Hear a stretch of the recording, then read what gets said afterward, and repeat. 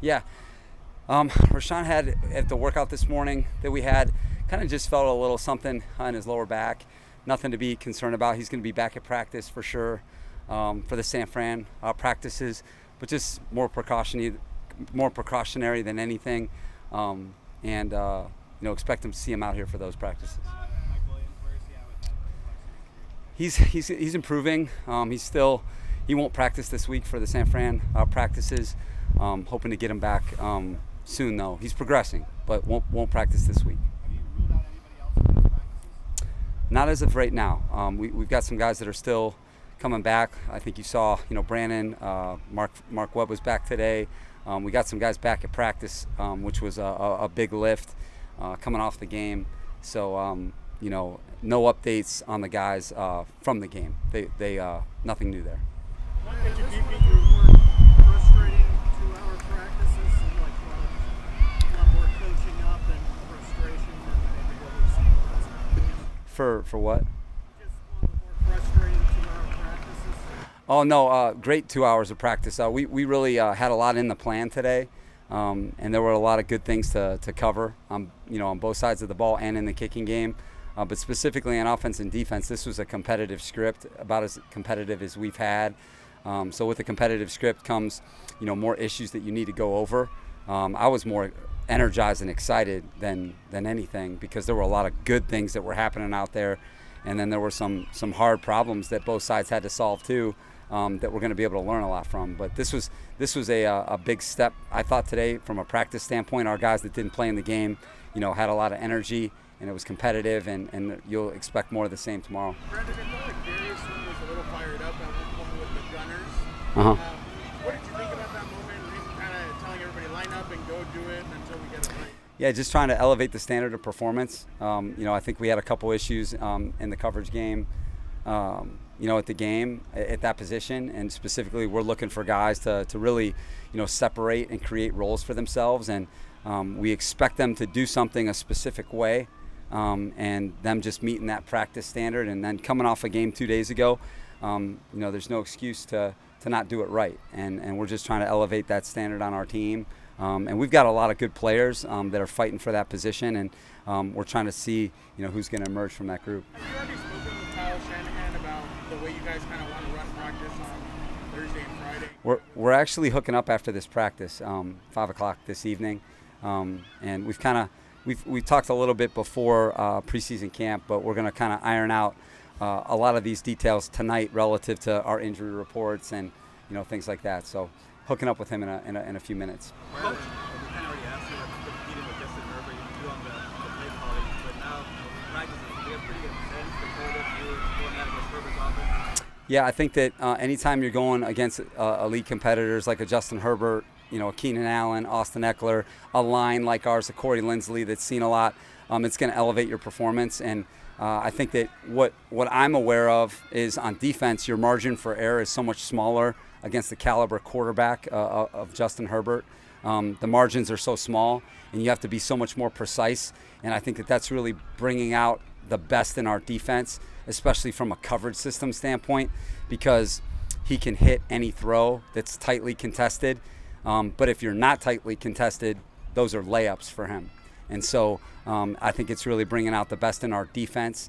And I really like today. I really thought that as a team, we competed hard today. Brandon, when he goes an interception in practice, do you kind of get fired up in the defense or kind of in the middle? When Yeah, you're both sides coach. So, I'm excited that our, Vato Davis was able to finish that in 2 minutes. And that's a throw that Mike gave up in the scrimmage to Mike Williams, a back shoulder fade. So we've been working really hard with Mike. Mike Davis is a guy that runs 4.3. He's going to be on top of the route a lot. Okay, so people are going to throw it behind him. So we wanted to make sure that we really worked hard on that back shoulder work, and that was a good example of him putting all that drill work that Nadi and DA and Tommy are putting, in front of him each and every day. So that's exciting. Then with Justin, it's, hey, knowing the location of how that corner is going to play him, and hey, that throw that you made in the stadium, hey, now he's playing underneath that. So then, Justin hit a great pass that T. Billy, I think, completed on the sideline in a similar deal where, he threaded that throw in there. So, just there's a lot of good lessons today. And I think that practice is where you're trying to push those types of throws. And, I'm glad that he's doing that because that's going to grow him as a quarterback. What's the evaluation of your offensive line as a whole? I like the way this group talks the game together. I think that we're still getting used to playing the game together, which are two different things. It's just getting used to that spatial relationship with your partner, and I think that's a big part of O-line play is understanding where your help is and understanding who you're working with, and that pre and post snap communication that's vital. So those guys are still kind of working through things. They're at the beginning. It's a really long season if you think about it. Hopefully we're playing a long time. So we're at the beginning of the communication, them knowing this offense inside and out. But I like the fact that this group can solve problems together. And then what I also like about them is their toughness and their physicality and, really, establishing our way of playing. I know that they've done that, and I'm excited about where they're going. Coach, what have you seen out of Asante Samuel here, and what does progression look like for him? I think that he has shown that he's a competitor. I think, the inside-outside flex is something that we're really excited about with him. And then just that toughness that we want to have on our defense. He has a lot of it, mental and physical toughness. And then, just learning all the tricks of the trade, both spots where he can really be more aggressive in certain, coverage systems, knowing who he's playing against and how that receiver plays, that game within the game. And he continues to make plays, and I think that he had a good game the other night, but I know that he can play better. And then on this practice field is where he's really going to grow, defending Keenan and Mike and Jared and all these premium, receivers that we have. So, but the good thing I like about him that's trending is that he's working really hard at his game. Brandon, what are your thoughts on the rookie class? Yeah, I thought they played well the other night. I really like where that class is. I think even, getting Mark Webb back today, I think you can just see what he brings to the table, kicking game and defense. I thought Nick Neiman had a nice game the other day. Larry Roundtree, physicality, special teams. Chris Rumpf has really flashed. Really like where he's headed. And then Trey McKitty has shown that he can do the jobs that we've drafted him for. Brendan has, I think, done really well at the O-line. He's playing guard and tackle. We're really moving in both spots, and I think that, he had a really nice night last week, teaming up with Rashawn on that left side. But he's also shown that, hey, as a swing guy, you got to be able to maybe go out and play some tackle. And I think that we're using him that way too. And so he's been a lot of fun to coach. So that whole group, we're excited about him. And Rashawn has been everything we've hoped for and more. So and he's going to get challenged this week against a good front. Justin Jackson with the groin injury. Where is he at? Yeah, nothing new to report on him. Kind of like what I said after the game is he's got a groin. I don't think he's going to practice this week. We're shooting for him to be back in the preseason, but we'll just wait and see on that. And then Costa Mesa, you didn't have an update on him after he obviously signed a long. Yeah, I had to sign one. Wanted to feel good going into this week about having two guys just in case something happened. Overton's been an established player in this league, and we felt like, regardless, it would be good competition with Ryan, and then just making sure our operation for these practices this week and for the game that we're too deep. And then we're just going to see on Cole's timeline, hoping that he comes back soon. Not that your DB group needs more energy and enthusiasm, but talk about what KJ Sales brings to that squad. This guy popped up out of the ground, and, less than 24 hours, he's like in a team drill, just, going on 11 on 11. We talked to the team about that's what's awesome about the NFL is you get the midnight flight to California, and now you're on the field less than 24 hours later. And he's figuring things out. He's making a lot of mistakes, but he's got a refreshing way about him. I know he's trying his best, and he's been a fun guy to coach.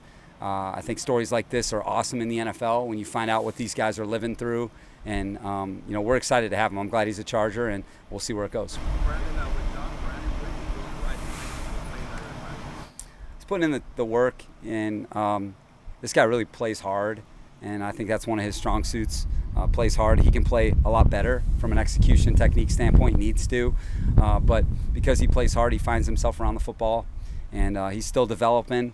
But with some of the guys going out, he's been able to get some opportunities and still finding his way on special teams. He needs to elevate his play on special teams, but like coaching him, and we're going to see where it goes. Ryan Smith, is there any concern about him not being ready for the start of the season, or is it sort of still like a veteran thing? We're just trying to give him as much time as we can? I think a little bit of both, Daniel. I think I think we got to see where he's at, and then as we get closer to the season, we'll evaluate that in terms of what to do. But we kind of know who he is as a player. We really like working with him. But what we don't want to do is rush this thing, and then now he has a setback and he can't play during the season. We want to make sure that we get him well, so that he can be an asset for us. How much has that sort of heated up the gunner competition that's on Yeah. all those guys that are battling there? Yeah, I think that's what happened out there at practice today. Ryan's a guy would be a huge asset in that role. And when things like this happen, then it creates a lot more competition. And what we're expecting is that someone can come in and play like Ryan Smith. And so that's why we're on top of that group right now and trying to demand a lot from them, because it's an important position on the punt team. And so, we've got several qualified candidates, and we're going to try and figure it out here in the next couple weeks. What is Chris? Your plan to keep all three quarterbacks? I think it's early to say that. I know that I'm glad we have all three, Dennis. I think that both Chase and Easton played well the other night. I know that they make us better in practice. I know that from my experience in the league and understanding quarterbacks in general, I know that all three of those guys are assets to our football team. The top three guys, and I think with Easton, every time he goes out there is like such an important experience for him.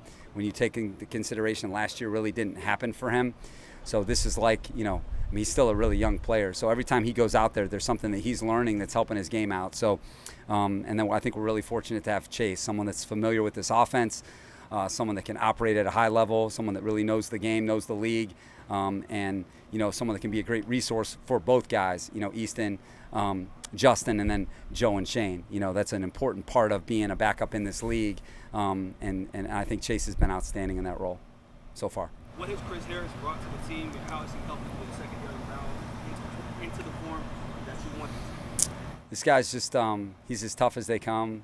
This guy's great at the game. We showed a movie of him wearing number 38 in the preseason for Denver, 2011, his first year in the league, and where he started to where he is, where he's a Super Bowl champion. He's part of an all-decade team. This guy's been a multiple-time All-Pro. This guy has got a lot of accomplishment that he brings with him, and he's the type of guy that he's timeless a little bit as a player. Normally when you get older as a DB, you sort of lose what maybe made you who you are, but what's made Chris Harris who he is his brain, his heart, and he still has both of those, and he can still run fast enough. So so he just sets a great example. We love coaching him. I know that I don't take him for granted. Sometimes I have to remind him is that, hey man, we don't ever take you for granted, because he's just so consistent. And then having him and Keenan go up every day against each other, that's such a good thing for both guys. And the fact that he has got the position flex that we value, you just can't say enough good things about him. If you want to see more content like this, check out the link right here.